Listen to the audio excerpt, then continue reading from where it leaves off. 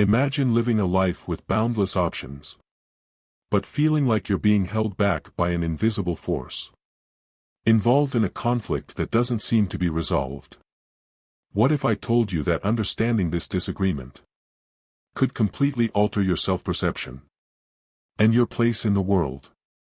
We embarked on a journey across the deep today. The psychological observations of Carl Gustav Jung. To look into the concept of the pour aeternus, or the eternal child and its applicability today, for happiness and self-improvement. Follow me all the way to the end, where I'll talk about the most transformative comprehension of this archetype. A discovery that could potentially lead to the hidden way to become enlightened. The Latin term, pure eternals, is the source of this term, symbolizing the spirit of perpetual youth or childlike purity. Something that many people own. On the surface, it stands for creativity, boundless energy and the unrelenting pursuit of objectives. But beneath this surface, there is a gloom. A deep and often agonizing struggle with responsibility, maturity and the realities of life. Jung. Explain a psychological pattern using this archetype. In individuals who cling to an idealized youth, unwilling to take up adult duties. But what does this mean in the present context? Take a moment to reflect on the enormous amount of both young and elderly who seem to be perpetually in the adolescent stage. They are fascinated by dreams about what life may be like, but rendered helpless by the fear of what it really is. Perhaps you have experienced this challenge before. A yearning for autonomy and exploration, mitigated by a fear of being committed at the same time. And accountability. There is more to the eternal kid than merely a youthful spirit. It is a deeply ingrained psychological archetype. It manifests in subtle and profound ways. It could show up as our reluctance to have children, our unwillingness to complete important duties, or our never-ending pursuit of novelty and excitement, at stability's expense. This archetype is dangerous as well as alluring, providing the impression that the choices are endless, while secretly harming our growth. Carl Jung claimed that the unlucky eternus suggests a significant psychological disorder, despite the fact that it symbolizes the creative spark and inventiveness. It also acts as a release from life's harsh reality. In Jungian psychology, the challenge is to avoid repressing this mindset, but to incorporate it in order to utilize its boundless possibilities into something important and enduring. Have you ever found out you are torn between imagining the ideal future and feeling unable of carrying out the tasks necessary to complete it? This tension is what defines the eternal child. It carries whispers of eternal purity and freedom, but often leaves us feeling empty, disinterested and unhappy.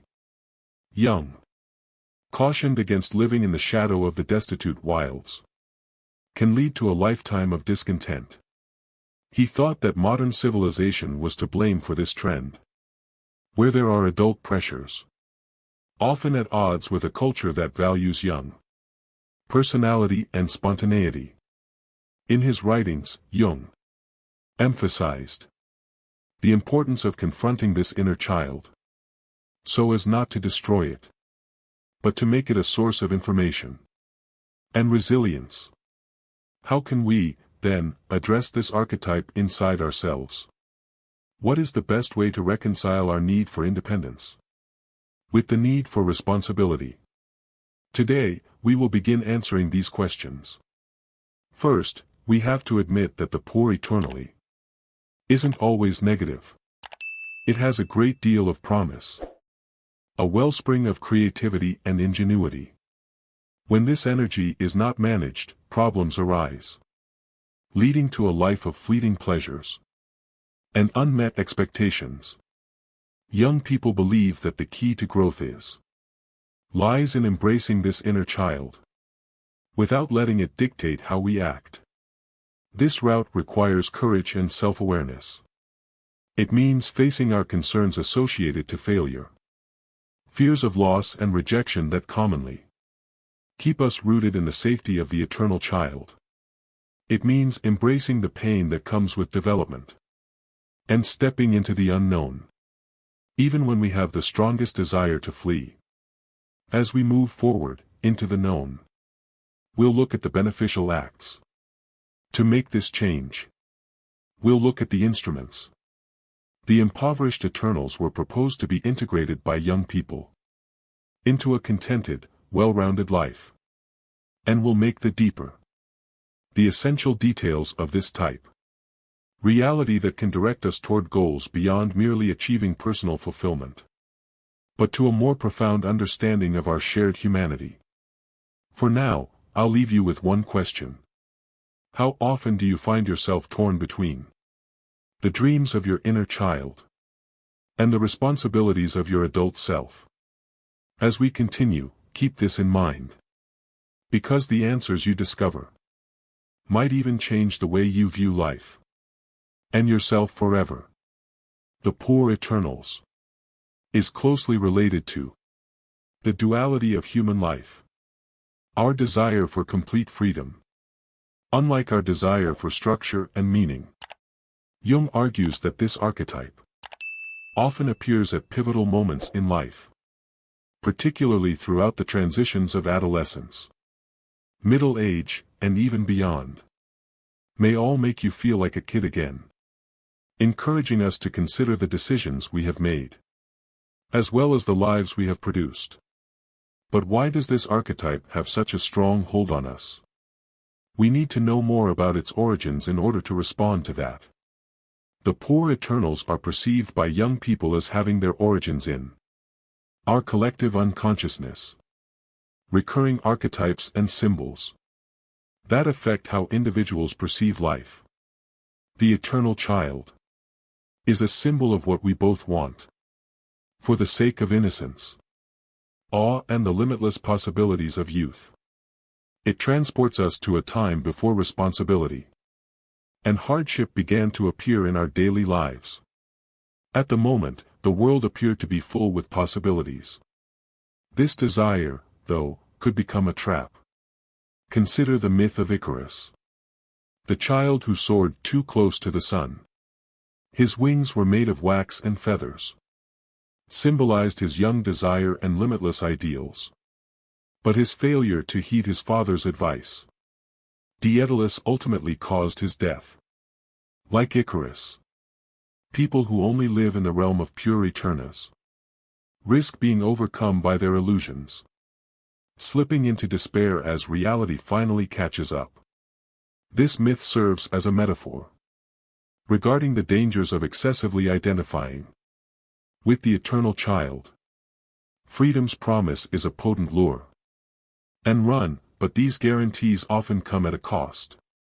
Occupations in interpersonal relationships and personal growth could all suffer as a result. When we don't confront the responsibilities of adulthood, we might be inspired to follow our dreams by the everlasting infant. But without soil, saplings are like fantasies without action. They can't mature and offer a path forward, a way to overcome the limitations of the poor Eternas, while preserving its gifts. This process is what he called individualization, the process of developing into an integrated, fully realized self. To be individualized, we must confront our inner children, to acknowledge its creativity and wonder, while acknowledging its flaws. It calls on us to face our anxieties of failure and imperfections, and accept the realities of life. This is a challenging procedure, even when done with courage and grace. It requires a willingness to look inward, to look into the behaviors and attitudes that keep us in a state of everlasting adolescence. This internal effort is important, according to young people, for personal growth, as it enables us to alter the energy of the eternal child into something enduring and advantageous.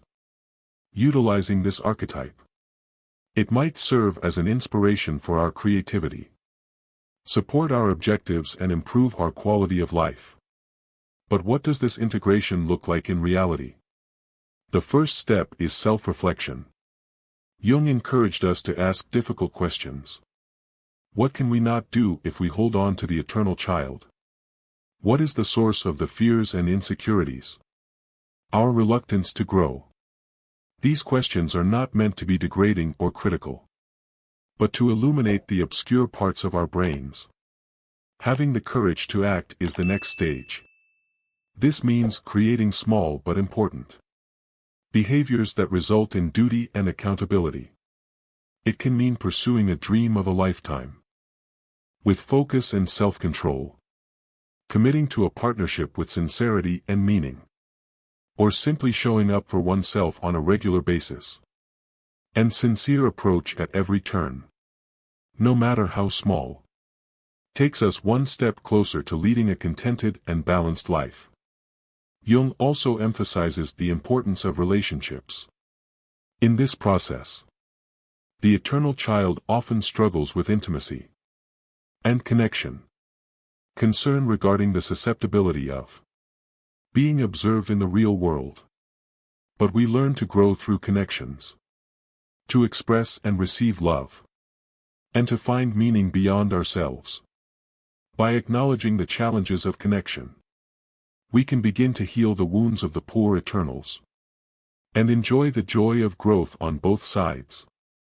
As we think about these ideas, let's look at how culture and society work in creating the eternal child. Numerous facets of modern society encourages us to keep a steady state of, from adolescence to the elevation of youth and beauty, to the never-ending pursuit of instant gratification. We are continuously bombarded with messages that the personification of eterna's poverty, particularly social media, plays a major role in keeping this illusion alive, presenting a well-curated version, a reality that often leaves us feeling inadequate and unfulfilled. These challenges, though, also offer a chance. By recognizing the influence of these additional elements, we can begin to restore our autonomy and make deliberate decisions about how we want to live. We can choose to embrace the knowledge of the eternal child without being overcome by its darkness. We can honor our goals and simultaneously making the effort to bring them to fruition. As we continue our journey, we'll look into the instruments and strategies that could help us navigate this challenging balance between mindfulness and self-awareness, to the results of Jungian psychology. These techniques can assist us in creating a more unified and actual life. Then, in the final portion of our discussion, the unhappy Eternal's final lesson will be made clear. A reality that has the capacity to change not only our lives, however, our understanding of what it is to be human. I invite you to think on your own experiences for the moment. Where do you see the eternal child in your life? What impact did it have on your choices, your relationships and self-perception? These self-reflection activities are just the start of a journey toward better self-awareness and growth. A journey with the possibility of substantial shift at this moment. That the pure Eternal's presence has been recognized, and how it manifests in our daily lives. Let's talk about the integration procedure now. It is not necessary to integrate this archetype in order to reject it, but in order to use it as a source of power. Creativity and purpose of this modification is essential to Jung's idea of individualization, a route to wholeness. When every aspect of the psyche is understood, accepted and balanced. But how do we begin this journey? The shadow of the poor Eternals must be faced first. Regarding Jungian psychology, the shadow represents the unconscious characteristics of ourselves that we usually ignore or repress. These are the worries and insecurities and unresolved conflicts that keep us looking young all the time. For the eternal child, resistance is a common manifestation of the shadow. Refusal to accept responsibility, to limitation and the vulnerability required to grow. To face this gloom, we must engage in radical self-honesty. This means looking inward with courage and compassion. Being aware of the parts of ourselves that we would rather ignore. It's a challenging process, but it's necessary. Carl Jung famously said, "Until the unconscious is roused. Since it will direct your life, you will call it fate." By transforming the darkness into the light of awareness, we start the process of taking back our autonomy. One practical way to look into the darkness is through journaling. Write about the topics that keep coming up in your life. The objectives you seek and the commitments you avoid. The relationships you struggle to maintain. You wonder, what am I afraid of losing? What am I afraid to face? These questions are like keys, allowing for a deeper understanding of oneself. Being mindful is another useful tactic. Through practices of mindfulness, we learn to become aware of our thoughts and emotions. Without evaluating this activity, helps determine when the eternal child is influencing our decisions, allowing us to take a break and choose a more deliberate response. For example, when we feel like giving up on a project because it seems too difficult or boring, we can bear such suffering because we are conscious and look into where it came from instead of giving up too quickly. Facing the shadow. Additionally, the gifts of the poor eternals need to be nurtured. The eternal child is not merely a source of immaturity. It is a creative source. One can cultivate curiosity and amazement by embracing these qualities. We might infuse our lives with creativity and delight. It's crucial to utilize these gifts to activities that involve positive endeavors, relationships, and goals that align with our aspirations and beliefs. Consider the example of an artist. The everlasting child can inspire their inventiveness, encouraging their curiosity and personal expression.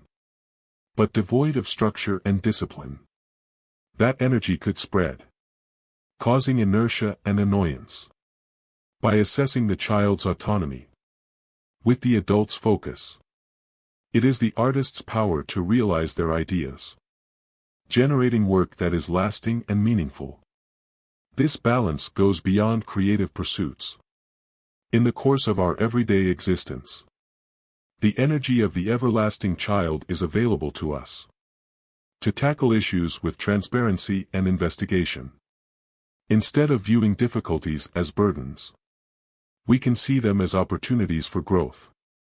And becoming aware of this shift in perspective allows us to engage with life more fully, altering even mundane tasks into quality time with one another and guidance as we continue our journey. We need to be surrounded by encouraging people. Jung believed in the importance of relationships.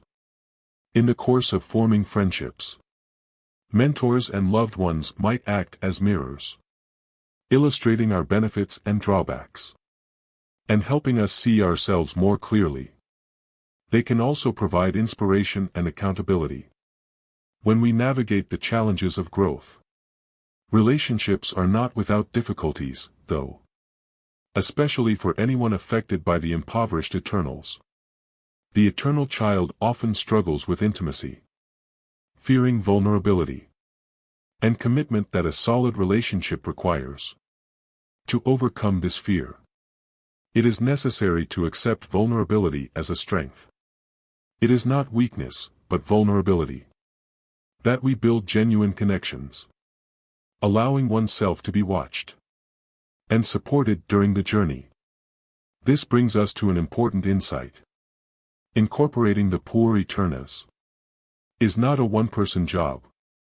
It's a process that occurs within a community and connection. By discussing our difficulties and knowledge with others, We not only improve our own understanding, but also inspire others around us to begin their own journeys for personal growth. Give us a moment to think about the broader implications of our work. The conflict with the eternal child is not unique to any one individual. It represents a social and cultural issue. In a world that usually prioritizes instant gratification above long-term contentment, we are all called to find equilibrium. The goals of youth paired with experienced knowledge. By completing this assignment on your own, we contribute to a more significant transformation. A movement in the direction of a more balanced and interconnected society.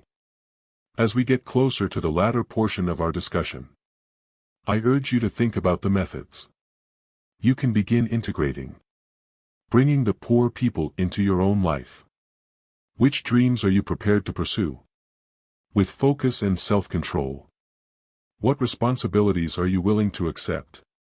With bravery and elegance. These aren't just questions about improving oneself. The goal of these is self-actualization. Changing into the individual you were meant to be.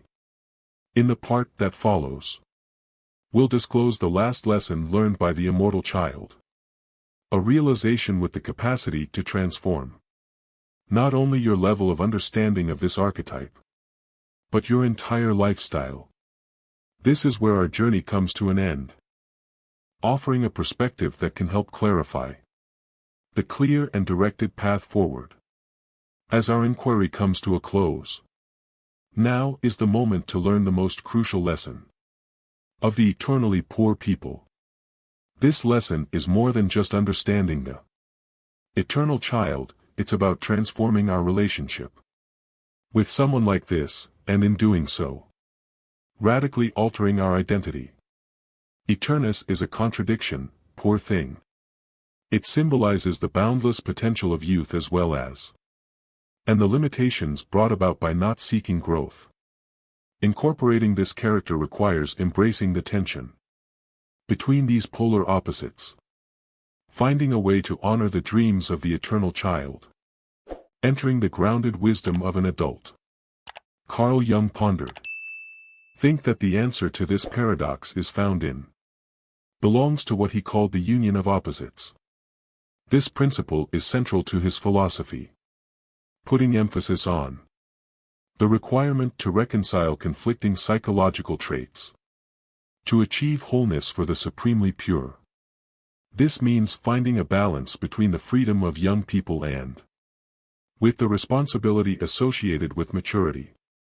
The spontaneity of the child under the adult's guidance. But how can we achieve this balance?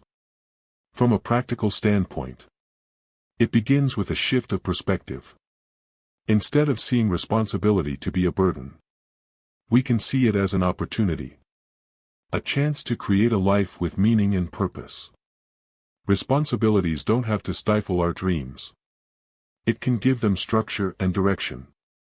By exerting the effort required for advancement, we tell lies. The foundation of a contented and joyful life. And freely consider the story of the alchemist. Ancient traditions of alchemy was more than just making gold out of basic metals. It was a metaphor for self-improvement. The alchemist's work required patience, commitment and self-control. But the result was astounding. A substance of unparalleled value. Additionally, the inclusion of the poor eternus requires perseverance and diligence. However, it leads to a very rich and profound life. This modification isn't about abandoning the eternal child, but about steering it. The child's energy and creativity are invaluable, but they have to be focused on complementary tasks. Our larger goals, which calls for a clear purpose. Recognizing our objectives and the significance of reaching them. Additionally, resilience is required. The ability to stay committed, despite setbacks and disappointments. Jung often talked on the importance of finding one's true self. The true nature of our identity. The everlasting child can help us on our journey by reminding ourselves of our objectives and aspirations. But it's the mature side of us that has the power to fulfill such dreams. As a group, a dynamic equilibrium is produced by these psychological characteristics, supporting and enhancing each other. One of the most significant lessons learned from the poor Eternals is the knowledge that freedom and responsibility are not diametrically opposed, rather, they are two sides of the same coin. Being free does not equate to being duty-free. However, being able to choose how we wish to live, with honesty and intent. It is the freedom to pursue our goals, while staying grounded in our responsibilities. The capacity to simultaneously act and fantasize. The current narrative is called into doubt by this awareness that glorifies independence and self-interest at the expense of responsibility and relationship. It causes us to reflect that there isn't an endless way out of a purposeful life, but one of participation with our goals, our internal identities and relationships with others. As we use this understanding, the eternal infant begins to appear as a gift rather than a flaw. Its vibrancy encourages us to look into, to imagine and generate new possibilities. The fact that it exists reminds us of the wonder and the beauty of life in spite of hardship. By embracing this archetype, we regain our capacity for joy and play, qualities required for a balanced and a contented existence. Personal growth, however, is not where this journey ends. With the inclusion of poor Eternals, has an impact on the environment in which we live. When we confront our inner kid and take on our adult selves, we get better, capable of positively influencing our communities. In society, we serve as role models, proving that we can achieve our goals, while also acknowledging our responsibilities. Therefore, the work we do on ourselves affects other people, having a positive impact that extends beyond our individual lives by embracing the eternal child. We are not the only ones who change. We support a culture that values both originality and accountability, freedom, and connection. As we draw to a close, I would like you to reflect on our journey together. Together, we began by exploring the alluring challenges that the poor Eternals face, examining its manifestations and causes. We then examined the integration procedure, finding a way to balance the skills of the eternal kid, applying the knowledge of adults. And now, we have learned the most significant lesson from this archetype. A lesson that is subject to change. Our existence, in addition to our understanding of what it means to live a life with meaning and sincerity, so I'll leave you with this question. What will you do with this knowledge? In what way will you honor your inner child while developing into your whole self as an adult? These are challenging inquiries, but those are the answers that matter most. Your journey's course will be influenced by what you find, assisting you in living a balanced existence, satisfaction and importance. Thank you for joining me on this journey of discovery. If this discussion has resonated with you, I would like you to share your thoughts and viewpoints. Let's continue this conversation and support one another as they advance and change. I appreciate you looking